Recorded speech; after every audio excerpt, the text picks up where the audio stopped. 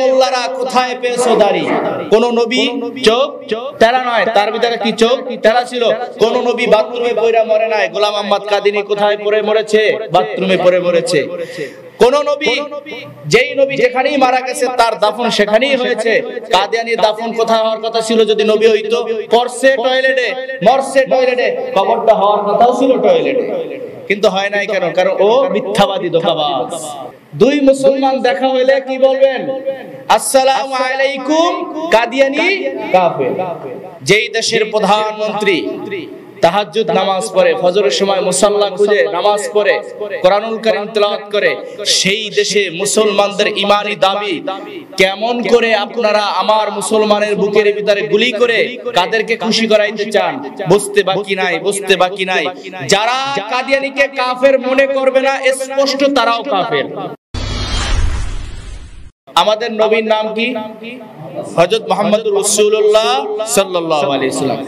তিনি সর্বশেষ নবী, আখিরি নবী, সাইয়্যিদুল মুরসালিন, খাতামুন নবীন, শফিউল মুজনামিন।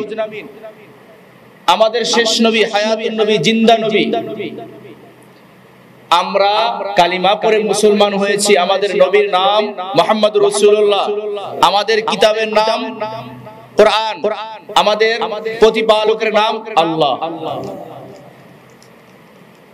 যার জন্য বরকতপূর্ণ রাত পেয়েছি, যার জন্য মূল বিষয়গুলো পেয়েছি আমরা উম্মতে মুহাম্মাদি, সবচেয়ে হাই কোয়ালিটির যে মূল বিষয়গুলো, বরকতপূর্ণ জিনিসগুলো মুহাম্মদুর রাসূলুল্লাহ সাল্লাল্লাহু আলাইহি ওয়াসাল্লামের উসিলায় আমরা পেয়েছি। সেই নবীকে যারা শেষ নবী মানে না, তাদেরকে আমরা মুসলমানও মানতে পারি, তাদেরকে এক কথায় তারা কাফের। আপনাদের কাছ থেকে একটা ওয়াদা নিব, আজ থেকে কোনোদিন আরএফএল কোম্পানির কোন একটা পণ্য কিনবেন না, পারবেন তো? কারণ তারা যেই টাকাটা লাভ হয় এই টাকাটা দিয়ে কি করে? আমাদের নবী সাইয়্যিদুল মুরসালিন, খাতামুন নবীন, হায়াতুন নবী, জিন্দা নবী জনাবে রাসূলুল্লাহ সাল্লাল্লাহু আলাইহি ওয়াসাল্লামকে শেষ নবী মানে না, আর যারা মানে না তাদেরকে সাহায্য করে। তাহলে এই সকল পণ্য আমরা কি ক্রয় করব? কাদিয়ানী এক কথায় কাফের, কাদিয়ানী এক কথায় কাফের।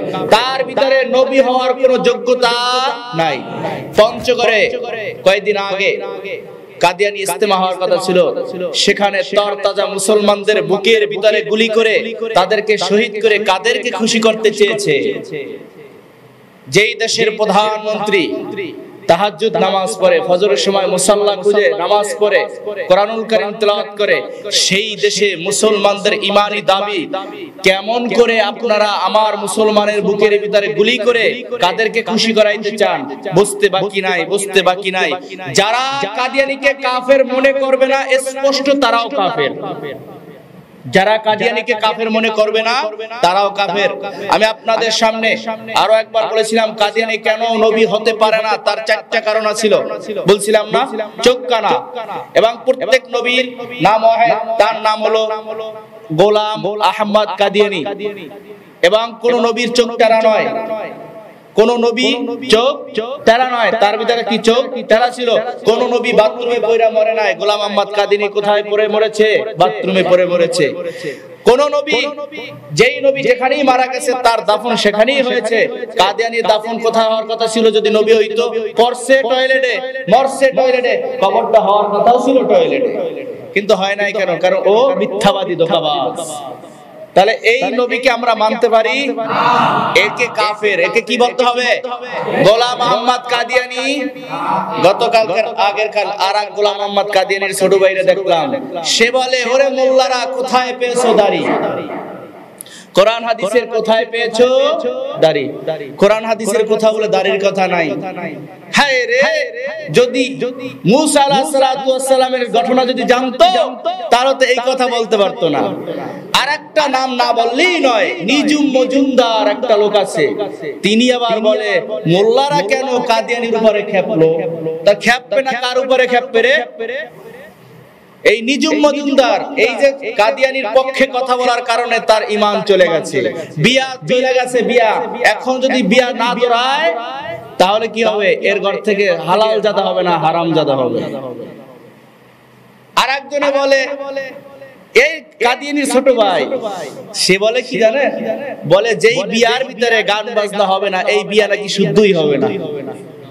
আস্তে কর নাজুল, আস্তে কর, মানে মূল কিছু কথা বলতেছি ক্যান্সার। এই কাদিয়ানির আরেক ছোট ভাই বলে যেই বিয়ার ভিতরে কি হয় না, ঢোল বাজনা হয় না, গান বাজনা হয় না, এই বিয়া নাকি শুদ্ধই হয় না, মানে বিয়েই হয় না। এখন আপনারা বলেন তো কোন বিয়া হয় আর কোন বিয়া হয় না? অথচ রাসূল সাল্লাল্লাহু আলাইহি ওয়াসাল্লাম কি বলেন, আল গিনাউ ইউমবিতুন নিফাকা ফিল কলবি, গান মানুষের অন্তরের ভিতরে কি সৃষ্টি করে? নেফাকি, মুনাফিকি সৃষ্টি করে।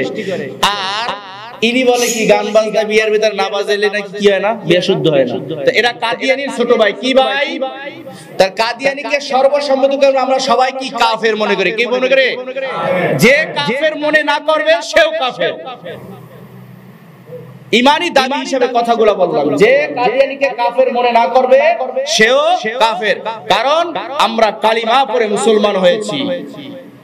কাফেররাও কালিমা মেনেছিল, লা ইলাহা ইল্লাল্লাহ, আবু জাহেল মানতো, উকবাও মানতো, শায়বাও মানতো, কিন্তু মুহাম্মদুর রাসূলুল্লাহ এটা সাল্লাল্লাহু আলাইহি ওয়াসাল্লাম এটা আবু জাহেল মানতো না, উকবা শায়বা মানতো না। এইজন্য তারা মুমিন হতে পারে নাই। তা কাদিয়ানীরা লা ইলাহা ইল্লাল্লাহ মানে, কিন্তু মুহাম্মদুর রাসূলুল্লাহ মানে না। তাহলে ওর ভিতরে আর আবু জাহেলের ভিতরে কোনো পার্থক্য নাই। এটা আসলে মূল বিষয় না আজকের শবে বরাত, কিন্তু ইমানের দাবিতে আপনাদেরকে জানাই দিলাম। এখন আরেকটা শিখাই দেই, কয়েকদিন চালু করে দেন যে আসসালামু আলাইকুম, কাদিয়ানী কাফের।